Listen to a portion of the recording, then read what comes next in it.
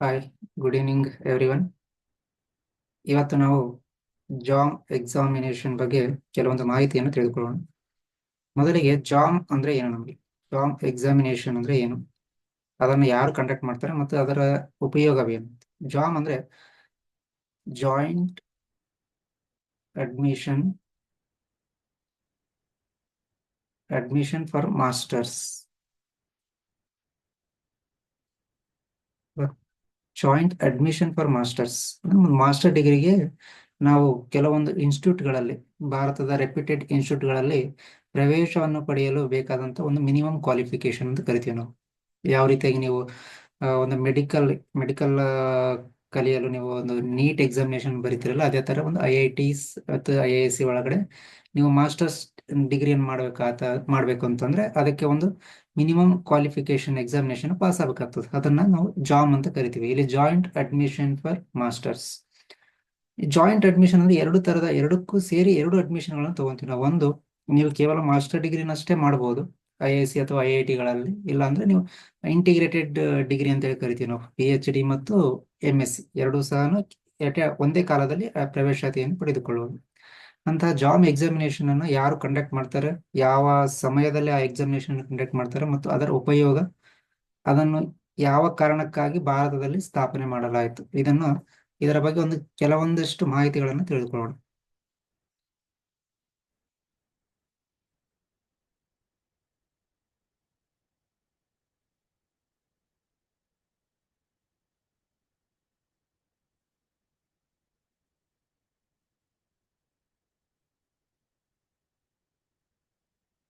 ನಾನೀಗ ಕೆಲವೊಂದು ಡಾಕ್ಯುಮೆಂಟ್ ಅನ್ನು ಶೇರ್ ಮಾಡ್ಕೋತೀನಿ.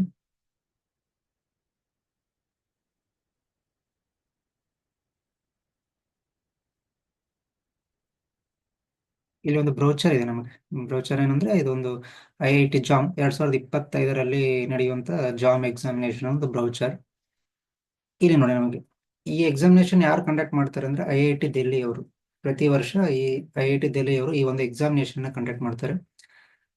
ಇದು ಕೇವಲ ಭಾರತೀಯ ವಿದ್ಯಾರ್ಥಿಗಳಿಗೆ ಅಷ್ಟೇ ಇದೆಯಾ? ಇಲ್ಲ, ಇದು ಭಾರತ ಮತ್ತು ಹೊರ ದೇಶದ ವಿದ್ಯಾರ್ಥಿಗಳು ಸಹ ಈ ಒಂದು ಎಕ್ಸಾಮಿನೇಷನ್ ಬರೆದು ಅಲ್ಲಿ ಒಂದು IIT IISc ಒಳಗಡೆ ಅವರು ಒಂದು ಅಡ್ಮಿಷನ್ ತೆಗೆದುಕೊಳ್ಬಹುದು. ಆದರೆ ಜಾಮ್ ಯಾವ ರೀತಿಯ ಒಂದು ಎಕ್ಸಾಮಿನೇಷನ್ ಕಂಡಕ್ಟ್ ಮಾಡುತ್ತಂದ್ರೆ, it is computer based test. ಇದು ಒಂದು ಕಂಪ್ಯೂಟರ್ ಒಳಗಡೆ ಎಕ್ಸಾಮಿನೇಷನ್ ಕಂಡಕ್ಟ್ ಮಾಡ್ತಾರೆ. ಎಷ್ಟು ಪೇಪರ್ಗಳಲ್ಲಿ ಅಂದ್ರೆ 7 ಸಬ್ಜೆಕ್ಟ್, 7 ವಿಷಯಗಳಲ್ಲಿ ಒಂದು ಎಕ್ಸಾಮಿನೇಷನ್ ಕಂಡಕ್ಟ್ ಮಾಡ್ತಾರೆ.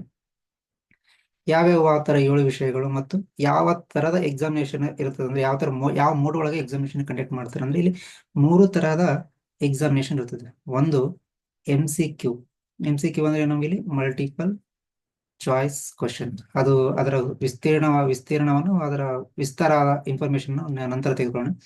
ಅದನ್ನ MCQ ಅಂತ ಕರಿತೀವಿ. Next, multiple select questions. ಇದು ಎರಡನೆಯ ಭಾಗ. A ಸೆಕ್ಷನ್ ಒಳಗೆ ಏನಿತ್ತು ನಮಗೆ ಮಲ್ಟಿಪಲ್ ಚಾಯ್ಸ್ ಕ್ವಶನ್.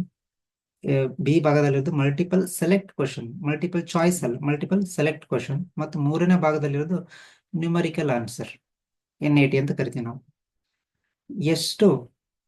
ಹಾಗಾದ್ರೆ ಒಬ್ಬ ವಿದ್ಯಾರ್ಥಿ ಎಷ್ಟು ವಿಷಯಗಳಲ್ಲಿ ಈ ಒಂದು ಎಕ್ಸಾಮಿನೇಷನ್ ಬರೀಬಹುದು ಒಂದು ವರ್ಷದಲ್ಲಿ ಅಂದ್ರೆ, 1 ಅಥವಾ 2 ವಿಷಯಗಳಲ್ಲಿ.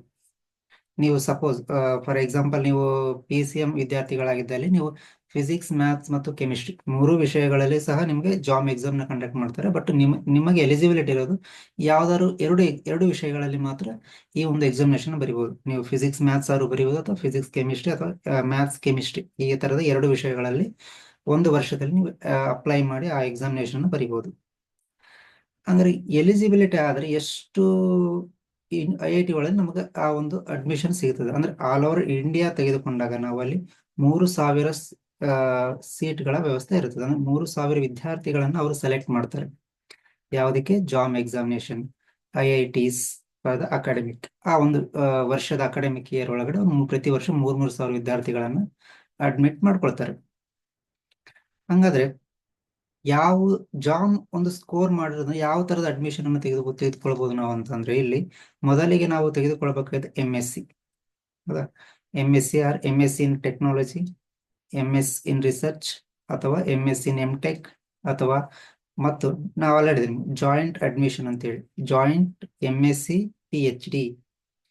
ಎರಡು ಅಂದ್ರೆ ಜಾಯಿಂಟ್ MSc ಮತ್ತು PhD ನೀವು ಎಟ್ ಎ ಟೈಮ್ ಅಡ್ಮಿಷನ್ ತಗೋಬೋದು.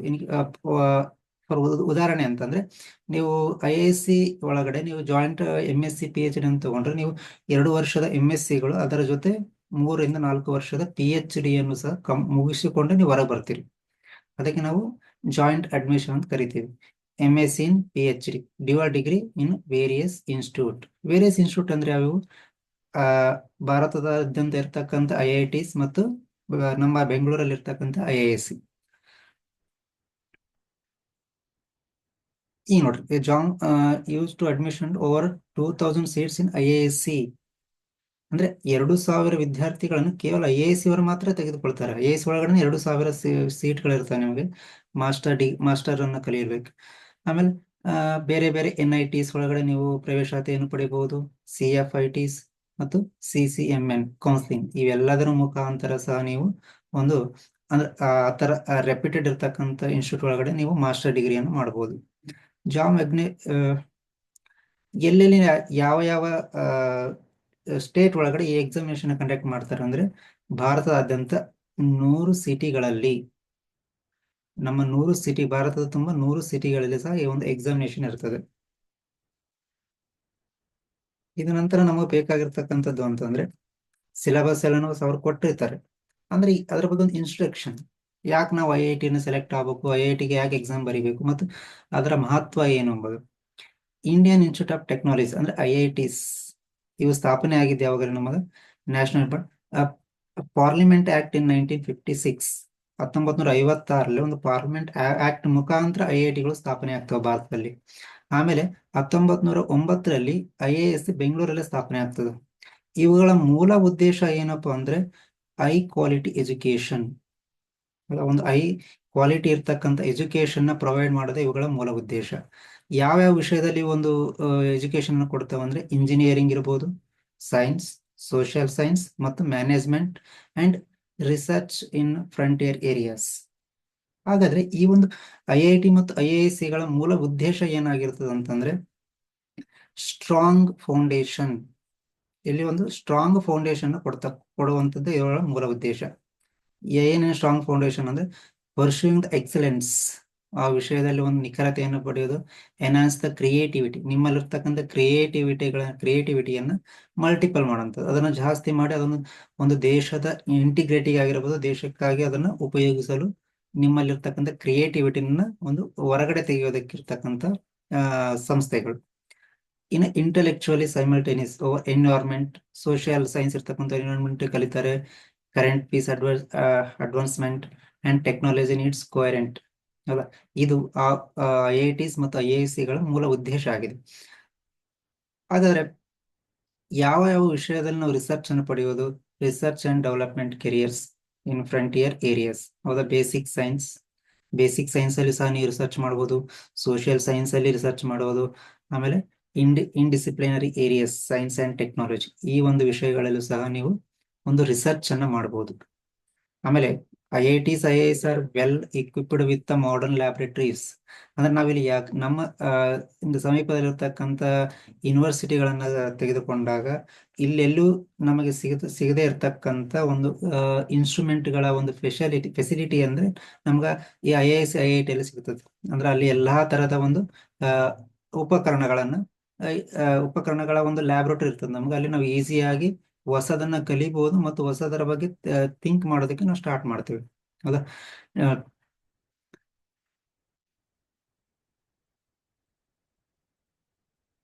ಹಾಗಾದ್ರೆ number of financial in assistantship are available for SC ST, ಅಂದ್ರೆ SC ST ಇರ್ತಕ್ಕಂಥ ವಿದ್ಯಾರ್ಥಿಗಳಿಗೆ ಒಂದು ಅಸಿಸ್ಟೆಂಟ್ಶಿಪ್ ನು ಕೊಡ್ತಾರೆ ಅಲ್ಲಿ.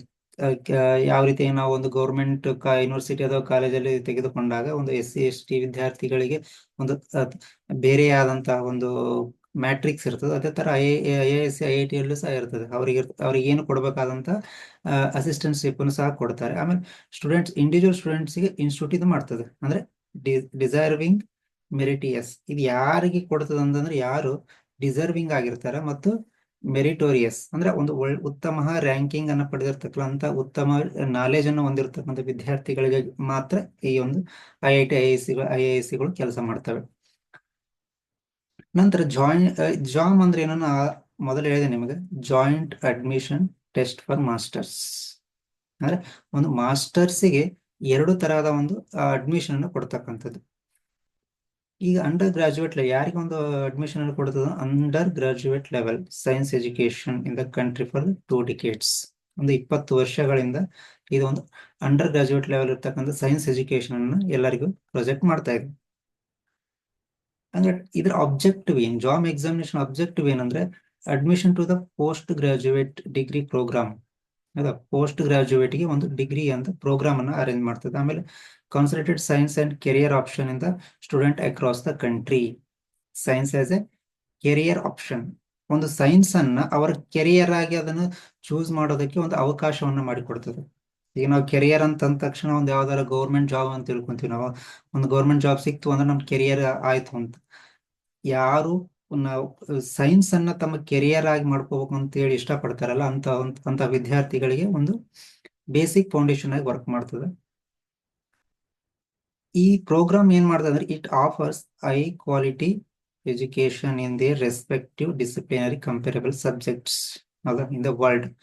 ಜಗತ್ತಿನಾದ್ಯಂತ ಇರುವಂತಹ ಒಂದು respective disciplines comparable to the best world. Programme of high quality education are designed to provide the students with opportunity to develop academic talent and challenge rewards professional life.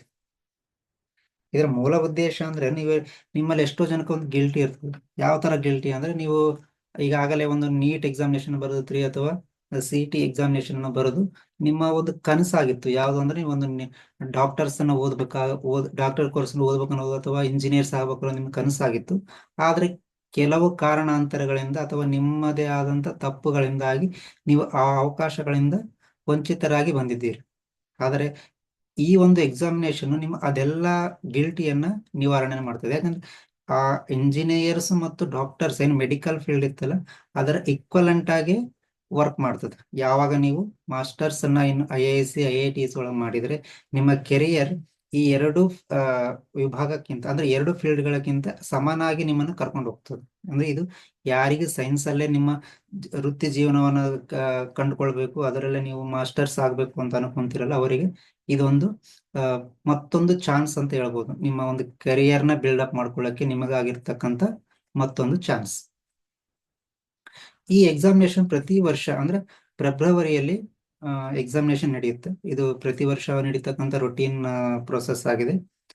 ಆದರೆ ಅಡ್ಮಿಷನ್ ಪ್ರೋಗ್ರಾಮ್ ಬಗ್ಗೆ ತಿಳ್ಕೊಳ್ಳೋದಾದ್ರೆ, ಇದು ನಾ already ಹೇಳಿದೆ ನಿಮ್ಗೆ, ಇದು 7 ವಿಷಯಗಳಲ್ಲಿ ಅಂದ್ರೆ 7 subject ಅಲ್ಲಿ ಮಾತ್ರ ಈ ಒಂದು ಎಕ್ಸಾಮಿನೇಷನ್ ಕಂಡಕ್ಟ್ ಮಾಡ್ತಾರೆ. ಯಾವ ಸಬ್ಜೆಕ್ಟ್ ಅಂತಂದ್ರೆ, ಈ ನೋಡಿ ಅದಕ್ಕೂ ಮುಂಚೆ ಯಾವ ಪ್ರೋಗ್ರಾಮ್ ಅಂತ ನೋಡಿದೆ, MSc technology, MSc research, MSc MTech dual degree joint admission.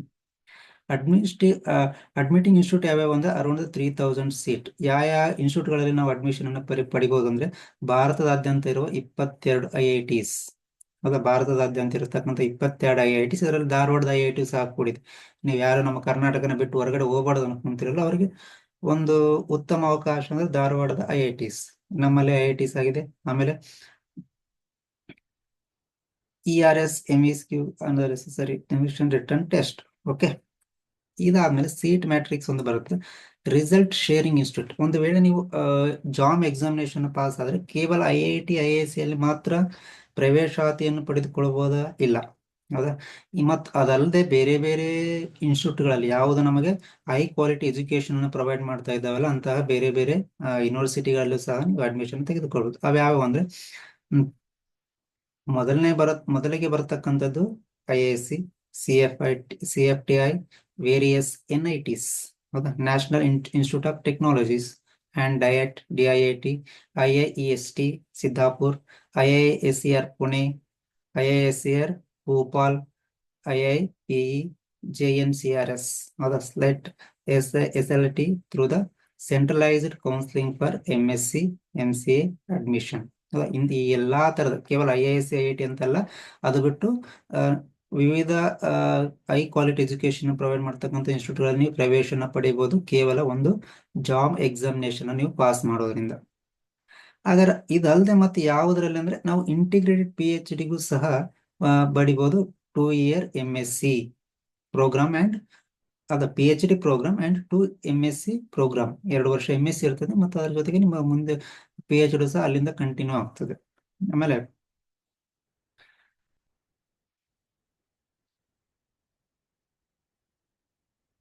ಇದಲ್ಲದೆ ನಾವು Jawaharlal Nehru centre of advance scientific research, ಇದು ನ್ಯೂಕ್ಲಿಯರ್ ಫಿಸಿಕ್ಸ್ ಮೇಲೆ, ನ್ಯೂಕ್ಲಿಯರ್ ಬಾಂಬ್ಗಳ ಮೇಲೆ ಒಂದು ಮಾಡ್ತಕ್ಕಂಥ, ನ್ಯೂಕ್ಲಿಯರ್ ಬಾಂಬ್ಗಳಲ್ಲ, ನ್ಯೂಕ್ಲಿಯರ್ ಫಿಸಿಕ್ಸ್ ಮೇಲೆ ರಿಸರ್ಚ್ ನಡೆಯುವಂತ ಒಂದು ಸಂಸ್ಥೆ. ಇಲ್ಲಿ ಸಹ ನೀವು ಜಾಮ್ ಎಕ್ಸಾಮ್ ಕ್ಲಿಯರ್ ಮಾಡೋದ್ರಿಂದ ನೀವು ಪ್ರವೇಶಾತಿಯನ್ನು ಪಡಿಬಹುದು.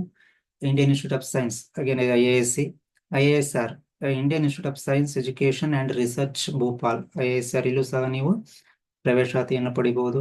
Institute of science and education research Pune, IISR Pune, ಇಲ್ಲೂ ಸಹ ನೀವು ಪ್ರವೇಶಾತಿಯನ್ನು ಪಡಿಬಹುದು. ಆಮೇಲೆ petroleum and energy, Indian institute of petroleum and energy, IIPE, ನಾವಿಲ್ಲಿ ಮೊದಲಿಗೆ ನೋಡಿದ್ವಿ, ಅದರ ಒಂದು ವಿಸ್ತೃತ ರೂಪವನ್ನು ನೋಡ್ತಾ ಇದ್ದೀವಿ. Additional directly. ಓಕೆ, ಇದಲ್ಲದೆ ನಮ್ಗೆ ಎಕ್ಸಾಮಿನೇಷನ್ ಮೂರು ಪ್ಯಾಟರ್ನ್ ಅಲ್ಲಿ ಎಕ್ಸಾಮಿನೇಷನ್ ಅನ್ನು ಕಂಡಕ್ಟ್ ಮಾಡ್ತಾರೆ ಅಂತ ಹೇಳಿದ್ವಿ, ನೋಡಿದ್ವಿ ನಾವು.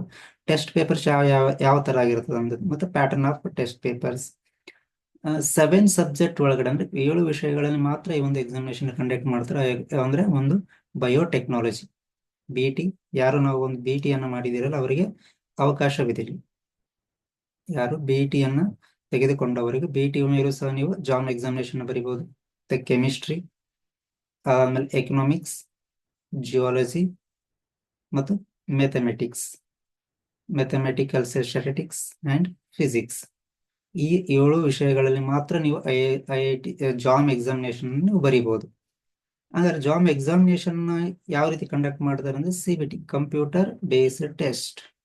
ನಿಮಗೆ ಪೇಪರ್ ಅಥವಾ ಪೆನ್ ಕೊಟ್ಟು ಅದರಲ್ಲಿ ಟಿಕ್ ಮಾಡೋದಕ್ಕೆ ಹೇಳೋದಲ್ಲ, ಇದು ಕಂಪ್ಲೀಟ್ಲಿ ಕಂಪ್ಯೂಟರ್ ಬೇಸ್ಡ್ ಅಂತ ಇರುತ್ತೆ. ಕಂಪ್ಯೂಟರ್ ಬೇಸ್ಡ್ ಎಕ್ಸಾಮಿನೇಷನ್ ಇರ್ತದೆ. ನಿಮ್ಗೆ ಒಂದು ಕಂಪ್ಯೂಟರ್ ಅನ್ನು ಕೊಟ್ಟಿರ್ತಾರೆ, ಒಂದು ಕೀಬೋರ್ಡ್ ಅನ್ನು ಕೊಟ್ಟಿರ್ತಾರೆ, ಅಲ್ಲಿ ನಿಮ್ಮ ಕಂಪ್ಯೂಟರ್ ಒಳಗಡೆ ಸಮಯಕ್ಕೆ ಸರಿಯಾಗಿ ಕ್ವಶನ್ ಪೇಪರ್ ಡಿಸ್ಪ್ಲೇ ಆಗ್ತದೆ. ನೀವು ಆ ಕ್ವಶನ್ ಪೇಪರ್ ಅನ್ನು ಸಾಲ್ವ್ ಮಾಡಿ ನೀವು ಅಲ್ಲೇ ಕಂಪ್ಯೂಟರ್ ಅಲ್ಲೇ ನೀವು ಅದಕ್ಕೊಂದು ಆನ್ಸರ್ನ ಮಾಡಬೇಕಾಗ್ತದೆ. ಅದ ಆ, ಅದು ನಿಮಗೆ ಯೂಟ್ಯೂಬ್ ಅಲ್ಲಿ ನೀವು ಸರ್ಚ್ ಮಾಡಿದ್ರೆ ಕೆಲವೊಂದು ಡೆಮೋ ಎಕ್ಸಾಮಿನೇಷನ್ ಸಿಗ್ತಾವೆ ನಿಮಗೆ. ಕಂಪ್ಯೂಟರ್ ಬೇಸ್ಡ್ ಎಕ್ಸಾಮಿನೇಷನ್ ಯಾವ ಇರ್ತಾವೆ ನೀವು ಬೇಕಾದಲ್ಲಿ ಅದನ್ನ ನೀವು ಸರ್ಚ್ ಮಾಡಿಕೊಂಡು ಅದರ ಒಂದು ಅನುಭವವನ್ನು ಪಡೆದುಕೊಳ್ಬಹುದು. ಈ ಎಕ್ಸಾಮಿನೇಷನ್ ಎಷ್ಟು ಅವರ್ ನಡೀತದೆ ಅಂದ್ರೆ, ಇದು 3 ತಾಸುಗಳ examination, 3 hour. PWD candidates may be given 1 hour compensatory, ಅಂದ್ರೆ ಯಾರ್ಯಾದ್ರು ಹ್ಯಾಂಡಿಕ್ಯಾಪ್ ವಿದ್ಯಾರ್ಥಿಗಳಿದ್ದಲ್ಲಿ ಅವರಿಗೆ 1 ತಾಸಿನ ಎಕ್ಸ್ಟ್ರಾ ಒಂದು ಬೆನಿಫಿಟ್ ಇರ್ತದೆ. ಇದಾದ್ಮೇಲೆ ಈಗ ನಾವು ಕ್ವಶನ್ ಅನ್ನು 3 ಭಾಗಗಳಾಗಿ ವಿಂಗಡ ಇರ್ತದೆ ಅಂತ ಹೇಳಿದ್ವಿ. ಯಾವ್ಯಾವ? ಸೆಕ್ಷನ್ ಎ ಒಳಗಡೆ ಏನಿರ್ತದೆ ಅಂದ್ರೆ 30 ಮಲ್ಟಿಪಲ್ ಚಾಯ್ಸ್ ಕ್ವಶನ್ ಇರ್ತಾವ. 30 ಮಲ್ಟಿಪಲ್ ಚಾಯ್ಸ್ ಕ್ವಶನ್. ಇಲ್ಲಿ ಯಾವ ರೀತಿಯಾಗಿರ್ತದೆ ಅಂದ್ರೆ, ಒಂದು ಕ್ವಶನ್ ಅನ್ನು ಕೊಟ್ಟಿರ್ತಾರೆ, ಅದಕ್ಕೆ 4 ಉತ್ತರಗಳನ್ನು ಕೊಟ್ಟಿರ್ತಾರೆ. 4 ಉತ್ತರಗಳನ್ನು ಕೊಟ್ಟಿರ್ತಾರೆ, ಅದರಲ್ಲಿ ಯಾವುದಾದ್ರೂ ಒಂದು ಮಾತ್ರ ನಿಖರವಾದ ಉತ್ತರವಾಗಿರುತ್ತದೆ. ಅಂದ್ರೆ ಆ ಒಂದು ಕ್ವಶನ್ಗೆ 4 ಆಪ್ಷನ್ ಅನ್ನು ಕೊಟ್ಟಾಗ ಅದರಲ್ಲಿ ಯಾವ್ದಾದ್ರು ಒಂದು ಮಾತ್ರ ಕರೆಕ್ಟ್ ಆಗಿರ್ತದೆ. ಆ ಒಂದು ಕರೆಕ್ಟ್ ಆಗಿರ್ತಕ್ಕಂಥ ನಿಖರವಾಗಿರ್ತಕ್ಕಂಥ ಆನ್ಸರ್ ಅನ್ನು ನೀವು ಹುಡುಕಿ ಅದನ್ನ ಆನ್ಸರ್ ಮಾಡ್ಬೇಕಾಗ್ತದೆ. ಇದು 10 ಕ್ವಶನ್ಗಳು ಕೇವಲ 1 ಮಾರ್ಕ್ಸ್ಗೆ ಇರ್ತದೆ. ಅಂದ್ರೆ 30 ಕ್ವಶನ್, 30 ಮಲ್ಟಿಪಲ್ ಚಾಯ್ಸ್ ಕ್ವಶನ್ ಇರ್ತವೆ ಅಂದ್ರೆ ಅದರಲ್ಲಿ ಮೊದಲನೇ 10 ಕ್ವಶನ್ ಕೇವಲ 1 ಮಾರ್ಕ್ಸಿನ ಕ್ವಶನ್ ಆಗಿರ್ತದೆ. ಉಳಿದಂತ 20 ಕ್ವಶನ್ಗಳು 2 ಮಾರ್ಕ್ಸಿನ ಕ್ವಶನ್ ಆಗಿರ್ತವೆ. ಅಂದ್ರೆ ನಮ್ಗೆ ಇಲ್ಲಿ ಎಷ್ಟಾಯ್ತು ಟೋಟಲ್? 10, ಇಲ್ಲಿ 20 ಅಂದ್ರೆ 40 ಮಾರ್ಕ್ಸ್ ಆಯ್ತು. ಇಲ್ಲಿ 10 ಇಂಟು 1 10, ಇಲ್ಲಿ 20 ಇಂಟು 2 20 ಇಂಟು 2 40. ಟೋಟಲ್ ನಾವಿಲ್ಲಿ ಬರೀತಕ್ಕಂಥದ್ದು ಎಷ್ಟು ಮಾರ್ಕ್ಸಿಗೆ? ಇಲ್ಲಿ 50. ಸೆಕ್ಷನ್ ಎ, ಪಾರ್ಟ್ ಎ ಒಳಗಡೆ ನಮಗ 50 ಮಾರ್ಕ್ಸಿಗೆ ಒಂದು ಎಕ್ಸಾಮಿನೇಷನ್ ಬರೀತೀರಿ. ಅದರಲ್ಲಿ ಮೊದಲನೇ 10 ಕ್ವಶನ್ 1 ಮಾರ್ಕ್ಸ್ಗೆ ಇರ್ತದೆ. ಉಳಿದ 20 ಕ್ವಶನ್ಗಳು 2 ಮಾರ್ಕ್ಸ್ ಅನ್ನ ನಿಮಗೆ ತಂದು ಕೊಡ್ತವೆ. ಈಗ ಇದಕ್ಕೂ ನೆಗೆಟಿವ್ ಮಾರ್ಕಿಂಗ್ ಇರ್ತದ? ಹೌದು. ಎಷ್ಟು ನೆಗೆಟಿವ್ ಇರ್ತದೆ? 1/3. ನೀವು ಒಂದು ವೇಳೆ ಒಂದು ಕ್ವಶನ್ ಅನ್ನ ತಪ್ಪು ಮಾಡಿದ್ದಲ್ಲಿ ಆದ್ರೆ ಅದಕ್ಕೆ 0.25 ನೆಗೆಟಿವ್ ಮಾರ್ಕಿಂಗ್ ಇರ್ತದೆ ನಿಮ್ಗೆ. ಒಂದು ವೇಳೆ ನೀವು 4 ಕ್ವಶನ್ ಅನ್ನು ತಪ್ಪು ಮಾಡಿದ್ರೆ ನೀವು ಪಡೆದಿರ್ತಕ್ಕಂಥ ಒಟ್ಟಾರೆ ಅಂಕಗಳಲ್ಲಿ 1 ಮಾರ್ಕ್ಸ್ ಅನ್ನು ಮೈನಸ್ ಮಾಡಲಾಗ್ತದೆ. ಅಂದ್ರೆ 4 ಕ್ವಶನ್ಗಳನ್ನು ತಪ್ಪು ಮಾಡಿದ್ರೆ, ಅಂದ್ರೆ ಪ್ರತಿ ಕ್ವಶನ್ಗೆ ಈಗ 1 ಮಾರ್ಕ್ಸ್ ಕ್ವಶನ್ ಇತ್ತು ಅಂದ್ರೆ 0.25 ನೆಗೆಟಿವ್, 2 ಮಾರ್ಕ್ಸ್ ಕ್ವಶನ್ ಇತ್ತು ಅಂದ್ರೆ 0.50 ಮಾರ್ಕ್ಸ್ ಅನ್ನು ನೆಗೆಟಿವ್ ಮಾಡಲಾಗ್ತದೆ ನಿಮ್ಗೆ. ಓಕೆ, ಇದೇನು 2 ಮಾರ್ಕ್ಸ್ ಕ್ವಶನ್ಗೆ 2/3 ಮಾರ್ಕ್ ವಿಲ್ ಬಿ ಡಿಡಕ್ಟೆಡ್. ನೀವು ಎಷ್ಟು ಸರಿಯಾದ ಉತ್ತರ ಮಾಡ್ತೀರಿ, ಎಷ್ಟು ತಪ್ಪು ಉತ್ತರವನ್ನು ನೀಡ್ತೀರಿ ಅನ್ನೋದ್ರ ಮೇಲೆ ನಿಮ್ಮ ಓವರ್ ಆಲ್ ಸ್ಕೋರ್ ಡಿಸೈಡ್ ಆಗ್ತದೆ. ನಂತರ ಸೆಕ್ಷನ್ ಬಿ. ಸೆಕ್ಷನ್ ಬಿ ಏನಾಗ್ತದೆ, ಇದು 10 ಮಲ್ಟಿಪಲ್ ಸೆಲೆಕ್ಟ್ ಕ್ವಶನ್ ಇರ್ತದೆ. ಮಲ್ಟಿಪಲ್ ಚಾಯ್ಸ್ ಅಲ್ಲ, multiple select question. Multiple select question ಅಂದ್ರೆ ಏನು? ಈಗ ಒಂದು ಕ್ವಶನ್ಗೆ ನೀವು ಮೇಲ್ಗಡೆ ಇರ್ತಕ್ಕಂಥ ಪಾರ್ಟ್ ಎಲ್ಲಿ ನೋಡಿದ್ರೆ ನಾವು ಯಾವುದೋ ಒಂದು ಕ್ವಶನ್ ಕೊಟ್ಟಿರ್ತಾರೆ, ಅದ್ರಲ್ಲಿ 4 ಚಾಯ್ಸ್ಗಳನ್ನು ಕೊಟ್ಟಿರ್ತಾರೆ. ಆ 4 ಚಾಯ್ಸ್ಗಳಲ್ಲಿ ಕೇವಲ ಒಂದು ಮಾತ್ರ ನಿಖರವಾದ ಆನ್ಸರ್ ಅನ್ನು ಹೊಂದಿರ್ತದೆ. ಅಂದ್ರೆ ಒಂದು ಕರೆಕ್ಟ್ ಆದಂತ ಆನ್ಸರ್ ಇರ್ತದೆ, ಅದನ್ನ ನೀವು ಹುಡುಕಿ ತೆಗೆದು ಅದನ್ನ ಆನ್ಸರ್ ಮಾಡೋಕೆ ಆಗ್ತದೆ. ಆದ್ರೆ ಮಲ್ಟಿಪಲ್ ಸೆಲೆಕ್ಟ್ ಕ್ವಶನ್ ಅಂತ ಅಂದಾಗ ಅದೇ ತರ ಒಂದು ಕ್ವಶನ್ ಇರ್ತದೆ, ಅದಕ್ಕೆ 4 ರಿಂದ 5 ಆಪ್ಷನ್ ಅನ್ನು ಕೊಟ್ಟಿರ್ತಾರೆ. ಆದ್ರೆ ಇಲ್ಲಿ ಕೇವಲ ಒಂದು ಆನ್ಸರ್ ಮಾತ್ರ ನಿಖರವಾಗಿರಲ್ಲ, ಮೋರ್ ದೆನ್ ಒಂದು ಆನ್ಸರ್ ಇರ್ತದೆ. ಅಂದ್ರೆ ನೀವು ಒಂದು ಕ್ವಶನ್ಗೆ ಮೂರು ಕೆಲವೊಂದ್ಸಲ 3 ಆನ್ಸರ್ ಸರಿಯಾಗಿರ್ಬೋದು, ಕೆಲವೊಂದ್ಸಲ 2 ಆನ್ಸರ್ ಸರಿಯಾಗಿರ್ಬೋದು. ಅದು ಎಷ್ಟು ಆ ಒಂದು ಕ್ವಶನ್ಗೆ ಎಷ್ಟು ಸರಿಯಾದ ಆನ್ಸರ್ಗಳಿವೆ ಎಂಬುದನ್ನು ನೀವು ಹುಡುಕಿ ಅದನ್ನು ನೀವು ಆನ್ಸರ್ ಮಾಡಬೇಕಾಗ್ತದೆ. ಅದನ್ನು ಒಂದು ಮಾರ್ಕ್ ಮಾಡಬೇಕಾಗ್ತದೆ. ಈಗ ಒಂದು ಕ್ವಶನ್ಗೆ ಕೇವಲ ಒಂದು ಆನ್ಸರ್ ಕರೆಕ್ಟ್ ಇದೆ, ನೀವು ಒಂದನ್ನು ಮಾತ್ರ ಟಿಕ್ ಮಾಡಬೇಕಾಗ್ತದೆ. ಅಥವಾ 2 ಕ್ವಶನ್ ಸರಿಯಾಗಿದ್ರೆ, 2 ಚಾಯ್ಸ್ ಸರಿಯಾಗಿದ್ರೆ ಅದಕ್ಕೆ 2 ಸಹ ಟಿಕ್ ಮಾಡಬೇಕಾಗ್ತದೆ. For example A and B, A and C, ಅಥವಾ ಎ ಬಿ ಸಿ, 3 ಆಪ್ಷನ್, 3 ಉತ್ತರಗಳು ಸರಿಯಾಗಿದ್ದಲ್ಲಿ ಎ ಬಿ ಸಿ, ಅವು 3 ನೀವು ಸೆಲೆಕ್ಟ್ ಮಾಡಬೇಕಾಗ್ತದೆ. ಸಪೋಸ್ ಈಗ ಒಂದು ಇಲ್ಲಿ ಇರ್ತಕ್ಕಂಥ ಒಂದು ಡ್ರಾಬ್ಯಾಕ್ ಏನು ಅಂತ ಅಂದ್ರೆ, ನಿಮ್ಗೆ ನೀವೊಂದು ಕ್ವಶನ್ಗೆ ಒಂದು 5 ಆಪ್ಷನ್ಗಳನ್ನು ಕೊಟ್ಟಿರ್ತಾರೆ. ಅದ್ರಲ್ಲಿ ನಿಮ್ಗೆ 2 ಉತ್ತರಗಳು ಸರಿಯಾಗಿದೆ ಅನಿಸ್ತದೆ, ಬಟ್ ಇನ್ನೊಂದು ಉತ್ತರ ಸರಿಯಾಗಿರ್ತದೆ, ಬಟ್ ನಿಮಗೆ ಗೊತ್ತಿರಲ್ಲ. ಅವ ನೀವೇನ್ ಮಾಡ್ತೀರಿ, ಕೇವಲ 2 ಕ್ವಶನ್ ಅನ್ನ ಮಾತ್ರ ನೀವು ಆನ್ಸರ್ ಮಾಡ್ತೀರಿ, ಇನ್ನೊಂದು ಉತ್ತರವನ್ನು ನೀವು ಮಾರ್ಕ್ ಮಾಡೋದೇ ಇಲ್ಲ. ಅಂತ ಸಮಯದಲ್ಲಿ ಏನಾಗ್ತದೆ, ನಿಮ್ಮ ಟೋಟಲ್ ಮಾರ್ಕ್ಸ್ 0 ಆಗ್ತದೆ. ಅಂದ್ರೆ ಆ ಕ್ವಶನ್ಗೆ ಇರ್ತಕ್ಕಂಥ, ಈಗ ಸಪೋಸ್ ಆ ಕ್ವಶನ್ಗೆ 2 ಮಾರ್ಕ್ಸ್ ಇತ್ತು ಅಂದ್ರೆ ಅದು ನಿಮ್ಗೆ ಏನಾಗ್ತದೆ, 0 ಮಾರ್ಕ್ಸ್ ಆಗ್ತದೆ. ಇಲ್ಲಿ ಅದು ಎಷ್ಟು ಉತ್ತರಗಳು ಸರಿಯಾಗಿದ್ದಾವಲ್ಲ ಅಷ್ಟನ್ನು ಮಾರ್ಕ್ ಮಾಡಿದ್ರೆ ಅಥವಾ ಅಷ್ಟನ್ನು ಆನ್ಸರ್ ಮಾಡಿದ್ರೆ ಮಾತ್ರ ನಿಮಗ ಇಲ್ಲಿಂದ ನೀವು ಮಾರ್ಕ್ಸ್ ಗಳನ್ನು ಪಡಿಬಹುದು. ಇಲ್ಲಾಂದ್ರೆ ಆ ಪ್ರಶ್ನೆಗಿರ್ತಕ್ಕಂಥ ಮಾರ್ಕ್ಸ್ಗಳು 0 ಆಗ್ತವೆ. ಹಾಗಾಗಿ ಇಲ್ಲಿ ನಿಮಗೆ ನೆಗೆಟಿವ್ ಮಾರ್ಕಿಂಗ್ ಇದೆಯಾ? ಇಲ್ಲ. ಇಲ್ಲಿ ಯಾವುದೇ ತರಹದ ನೆಗೆಟಿವ್ ಮಾರ್ಕಿಂಗ್ ಇರಲ್ಲ. ಅಂದ್ರೆ ನೀವು ತಪ್ಪು ಆನ್ಸರ್ ಅನ್ನು ಮಾಡಿದ್ರು ಸಹ, ರಾಂಗ್ ಆನ್ಸರ್ ಸೆಲೆಕ್ಟ್ ಮಾಡಿದ್ರು ಸಹ, ನಿಮ್ಮ ಉತ್ತರ ರಾಂಗ್ ಆಗಿದ್ರು ಸಹ ಇಲ್ಲಿ ಯಾವುದೇ ಒಂದು ಮೈನಸ್ ಮಾರ್ಕ್ ಆಗೋದಿಲ್ಲ. ನಿಮ್ಮ ಬಂದಂತ ಅಂಕಗಳಿಂದ ಯಾವುದನ್ನು ಸಹ ಡಿಡಕ್ಟ್ ಮಾಡುವುದಿಲ್ಲ. ಸರಿ ಇದ್ರೆ ನೀವು ಮಾರ್ಕ್ಸ್ ಗಳನ್ನು ಪಡಿತೀರಿ, ತಪ್ಪಾಗಿತ್ತು ಅಂದ್ರೆ ಅದು ಅಲ್ಲಿಗೆ 0 ಆಗ್ತದೆ. ಅದರ ಬಿಟ್ಟು ನಿಮಗೆ ಮೊದಲಿಗೆ ಬಂದಿರತಕ್ಕಂಥ ಉತ್ತಮ ಅಂಕಗಳಲ್ಲಿ ಯಾವುದೇ ಮಾರ್ಕ್ಸ್ ಅನ್ನು ಡಿಡಕ್ಟ್ ಮಾಡಲಾಗುವುದಿಲ್ಲ. ನಂತರದಲ್ಲಿ ಬರೋದು ಸೆಕ್ಷನ್ ಸಿ. ಸೆಕ್ಷನ್ ಸಿ ಅಲ್ಲಿ ಏನಾಗ್ತದೆ, ನಿಮ್ಗೆ 20 ನ್ಯೂಮರಿಕಲ್ ಟೈಪ್ ಅಂದ್ರೆ NET. ನ್ಯೂಮರಿಕಲ್ ಆನ್ಸರ್ ಅಂದ್ರೆ ನಿಮ್ಗೆ ಗೊತ್ತಿದೆ, ಒಂದು ಪ್ರಾಬ್ಲಮ್ಸ್ ಕೊಟ್ಟಿರ್ತಾರೆ, ಒಂದು ಪ್ರಶ್ನೆಯನ್ನು ಕೊಟ್ಟು ಅದಕ್ಕೆ ಆನ್ಸರ್ ಕೇಳಿದಾಗ ನೀವೊಂದು ಅದು ಅಂದ್ರೆ ಈ ಪಾರ್ಟ್ ಅಲ್ಲಿ, ಈ ಒಂದು ಸೆಕ್ಷನ್ ಅಲ್ಲಿ ನಿಮಗೆ ಆಲ್ಮೋಸ್ಟ್ ಪ್ರಾಬ್ಲಮೆಟಿಕ್ಸ್ ಇರ್ತಾವೆ. ಆ ಒಂದು ಉತ್ತರವನ್ನು ನಿಮಗೆ ಒಂದು ಪೇಪರ್ಸ್ ಕೊಟ್ಟಿರ್ತಾರೆ, ಒಂದು ಬುಕ್ಲೆಟ್ ಕೊಟ್ಟಿರ್ತಾರೆ ಕೈಯಲ್ಲಿ, ಬುಕ್ಲೆಟ್ಸ್ ಮತ್ತು ಪೆನ್ ಅನ್ನ ಪ್ರೊವೈಡ್ ಮಾಡಿರ್ತಾರೆ. ಅದರಲ್ಲಿ ಆ ಒಂದು ಪ್ರಶ್ನೆಯನ್ನ ಅಥವಾ ಪ್ರಾಬ್ಲಮ್ ಅನ್ನ ಸಾಲ್ವ್ ಮಾಡಿ ಬಂದಂತ ಆನ್ಸರ್ ಅನ್ನ ನೀವು ಕಂಪ್ಯೂಟರ್ ಇರ್ತಕ್ಕಂಥ ನ್ಯೂಮೆರಿಕಲ್ ಕೀಬೋರ್ಡ್, ಅಂದ್ರೆ ಒಂದು ವರ್ಚುವಲ್ ಕೀಬೋರ್ಡ್ ಇರ್ತದೆ ನಿಮಗೆ. ನಾವ್ ಹೆಂಗ್ ಕಂಪ್ಯೂಟರ್ ಯೂಸ್ ಮಾಡ್ತಕ್ಕಂಥ ಕೀಬೋರ್ಡ್ ಕೊಟ್ಟಿರಲ್ಲ, ಒಂದು ಅಲ್ಲಿ ವರ್ಚುವಲ್ ಕೀಬೋರ್ಡ್ ಇರ್ತದೆ. ಕೇವಲ ಮೌಸ್ ಅನ್ನ ಉಪಯೋಗ ಮಾಡಿಕೊಂಡು ನೀವು ಅದಕ್ಕೆ ಆನ್ಸರ್ ಅನ್ನು ಮಾಡಬೇಕಾಗ್ತದೆ. ಇಲ್ಲೂ ಸಹ ನಮ್ಮ ನೆಗೆಟಿವ್ ಮಾರ್ಕ್ಸ್ ಇದೆಯಾ? ಇಲ್ಲೂ ಸಹ there is no negative mark. ಇಲ್ಲಿಂದನೂ ಸಹ ನಿಮ್ಗೆ ಯಾವುದೇ ಒಂದು ಮಾರ್ಕ್ಸ್ ಅನ್ನು ಕಡಿಯಲಾಗುವುದಿಲ್ಲ. ನಿಮಗೆ ಸರಿಯಾದ ಉತ್ತರ ಸಿಕ್ಕರೆ, ಸರಿಯಾದ ಉತ್ತರ ಕೊಟ್ಟರೆ ನೀವು ಇಲ್ಲಿಂದ ಒಂದು ಕ್ವಶನ್ಗೆ 2 ಮಾರ್ಕ್ಸ್ ಅನ್ನು ಪಡಿತೀರಿ. ಇಲ್ಲವಾದಲ್ಲಿ ಯಾವುದೇ ನೆಗೆಟಿವ್ ಅನ್ನು ಇರುವುದಿಲ್ಲ. ಆದ್ರೆ ಇಲ್ಲಿ ಟೋಟಲ್ ಎಷ್ಟು ಮಾರ್ಕ್ಸ್ ಆಯ್ತು, ನಾವು ಟೋಟಲ್ ಎಕ್ಸಾಮ್ ಬರೀತೇವೆ 3 ಪಾರ್ಟ್ಗಳಲ್ಲಿ, 3 ಸೆಕ್ಷನ್ ಅನ್ನು ನಾವು ಕೂಡಿಸಿದಾಗ ನಾವು ಬರೀತಕ್ಕಂಥ ಎಕ್ಸಾಮು 100 ಮಾರ್ಕ್ಸ್ಗೆ. ಫಸ್ಟ್ ಪಾರ್ಟ್ ಅಲ್ಲಿ ಏನಾಗಿತ್ತು, 50 ಮಾರ್ಕ್ಸ್ ಇದ್ರೆ ಸೆಕೆಂಡ್ ಪಾರ್ಟ್ ಅಲ್ಲಿ 10 ಮಲ್ಟಿಪಲ್ ಸೆಲೆಕ್ಟ್ ಕ್ವಶನ್, ಒಂದು ಕ್ವಶನ್ಗೆ 2 ಮಾರ್ಕ್ಸ್ ಇರ್ತದೆ. ಹಂಗಾಗಿ ನಿಮ್ಗೆ ಇಲ್ಲಿ 20 ಆಯ್ತು, 50 20 ಟೋಟಲ್ ಆಗಿದೆ ನಮ್ಗೆ 70.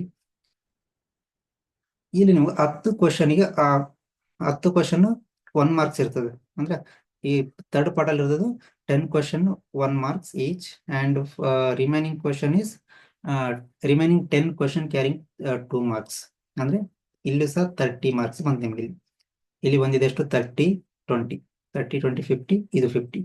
ನೀವು ಓವರ್ ಆಲ್ ಬರೀತಕ್ಕಂಥ ಎಕ್ಸಾಮ್ ಎಷ್ಟು ಮಾರ್ಕ್ಸ್ ಇತ್ತು ನಮ್ಗೆ, ಇದು 100 ಮಾರ್ಕ್ಸಿನ ಎಕ್ಸಾಮ್ ಆಗಿತ್ತು. ಇದು ಕ್ಲಿಯರ್ ಆಯ್ತಲ್ವಾ? ಅಂದ್ರೆ ನೀವು 3 ಸೆಕ್ಷನ್ಗಳಲ್ಲಿ ನೀವು ಆನ್ಸರ್ ಅನ್ನು ಮಾಡಬೇಕಾಗ್ತದೆ. Section A multiple choice question, section be multiple select question, ಅಂದ್ರೆ ಒಂದಕ್ಕಿಂತ ಹೆಚ್ಚು ಉತ್ತರಗಳಿರ್ತಾವೆ, ಅದನ್ನ ನೀವು ಸರಿಯಾಗಿ ಚೂಸ್ ಮಾಡಬೇಕು. ಸೆಕ್ಷನ್ 3 ಅಲ್ಲಿ ನ್ಯೂಮರಿಕಲ್ ಆನ್ಸರ್ ಅಂದ್ರೆ ಒಂದು ಪ್ರಾಬ್ಲಮ್ ಅನ್ನು ಕೊಟ್ಟಿರ್ತಾರೆ, ಆ ಪ್ರಾಬ್ಲಮಿಗೆ ಆ ಉತ್ತರವನ್ನ ನೀವು ಸಾಲ್ವ್ ಮಾಡಿ, ಅಂದ್ರೆ ನಿಮಗೆ ಕೊಟ್ಟಿರ್ತಕ್ಕಂಥ ಆ ಬಿಳಿ ಪೇಪರ್ ಅಥವಾ ಬುಕ್ಲೆಟ್ ಅಲ್ಲಿ ನೀವು ಅದನ್ನು ಸಾಲ್ವ್ ಮಾಡಿ ಕೇವಲ ಆನ್ಸರ್ ಅನ್ನ ಮಾತ್ರ ಆ ಒಂದು ಕಂಪ್ಯೂಟರ್ ಅಲ್ಲಿ ಎಂಟ್ರಿ ಮಾಡಬೇಕಾಗ್ತದೆ. ಇದು ಎಕ್ಸಾಮಿನೇಷನ್ ಯಾವ ತರ ಇರ್ತದೆ, ಶೆಡ್ಯೂಲ್ ಯಾವ ತರ ಇರ್ತದೆ ಅಂದ್ರೆ ಪ್ರತಿ ವರ್ಷ ಇರತಕ್ಕಂಥ ರೊಟೀನ್ ಎಕ್ಸಾಮಿನೇಷನ್ ಇದು. ಪ್ರತಿ ವರ್ಷ ಫೆಬ್ರವರಿ ಮಂತ್, ಡೇಟ್ ಚೇಂಜ್ ಆಗ್ಬೋದು, ಬಟ್ ಫೆಬ್ರವರಿ ಮಂತ್ ಅಲ್ಲಿ ಎಕ್ಸಾಮಿನೇಷನ್ ಕಂಡಕ್ಟ್ ಮಾಡ್ತಾರೆ.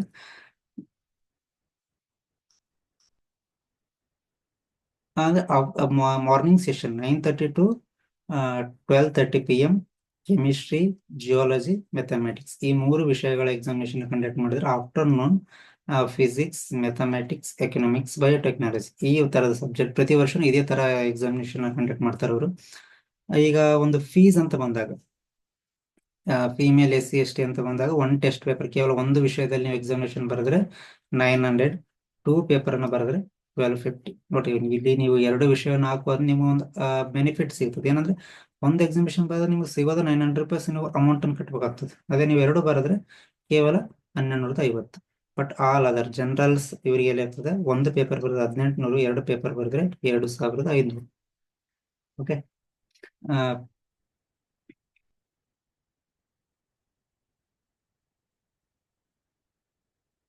ಇದಿಷ್ಟು ನಿಮ್ಗೆ ಜಾನ್ ಬಗ್ಗೆ ಇರ್ತಕ್ಕಂಥ ಒಂದು ಇನ್ಫಾರ್ಮೇಶನ್. ಈ ವಿಷಯವನ್ನು ನಾನು ಇವತ್ತು ಯಾಕೆ ನಿಮಗೆ ಕ್ಲಾಸಲ್ಲಿ ತಗೊಳ್ತಾ ಇದ್ದೀನಿ ಅಂತಂದ್ರೆ, ಈ ಒಂದು ಶೇರ್ ಮಾಡ್ತಾ ಇದ್ದೀನಿ ಅಂದ್ರೆ, ನೀವು ಈಗ BSc ಪ್ರಥಮ ವರ್ಷ ಇರೋದ್ರಿಂದ ನಿಮಗೆ 3 ವರ್ಷಗಳ ಕಾಲಾವಕಾಶ ಇದೆ. ಅಂದ್ರೆ ನೀವೇನು ಇವತ್ತು ಬೇಜಾರಲ್ಲಿದ್ದೀರಿ, ನಮಗೆ ಇಂಜಿನಿಯರ್ ಸಿಕ್ಕಿಲ್ಲ ಮತ್ತು ಮೆಡಿಕಲ್ ಸಿಕ್ಕಿಲ್ಲ ಅಂತ ಹೇಳಿ ಅದರ ಈಕ್ವಲೆಂಟ್ ಆಗಿರ್ತಕ್ಕಂಥ ಒಂದು ಫೀಲ್ಡ್ ಅನ್ನು ನೀವು ಚೂಸ್ ಮಾಡ್ಕೋಬಹುದು. ಅದರಷ್ಟೇ ಇರ್ತಕ್ಕಂಥ ಒಂದು ಬೆನಿಫಿಟ್ಸ್ ಅನ್ಬೋದು, ಅಥವಾ ಒಂದು ಸಮಾಜದಲ್ಲಿ ಇರ್ತಕ್ಕಂಥ ಗೌರವವನ್ನು ನೀವು ಸಹ ಈ ಒಂದು IIT IISc ಅಲ್ಲಿ ಈ ಮಾಸ್ಟರ್ಸ್ ಅನ್ನು ಮಾಡೋದ್ರ ಮುಖಾಂತರ ಪಡೆದುಕೊಳ್ಳಬಹುದು, ಮತ್ತು ನಿಮ್ಮ ಒಂದು ಕೆರಿಯರ್ನ ಸೈನ್ಸ್ ವಿಷಯದಲ್ಲೇ ಸಹ ಮಾಡ್ಕೋಬಹುದು. ಹ್ಮ್. ಇವು ಎಲ್ಲ ಒಂದು ಸಿಂಬಲ್ಸ್, ಅಂದ್ರೆ ಯಾವ್ಯಾವ IIT ಇರ್ತಕ್ಕಂಥ ಸಿಂಬಲ್ಸ್. ಇಲ್ಲಿವರೆಗೆ ನಿಮಗೆ ಒಂದು ಉಪಯೋಗ ಆಗಿದೆ ಅಂತ ಅನ್ಕೊಳ್ತೀನಿ. Thank you.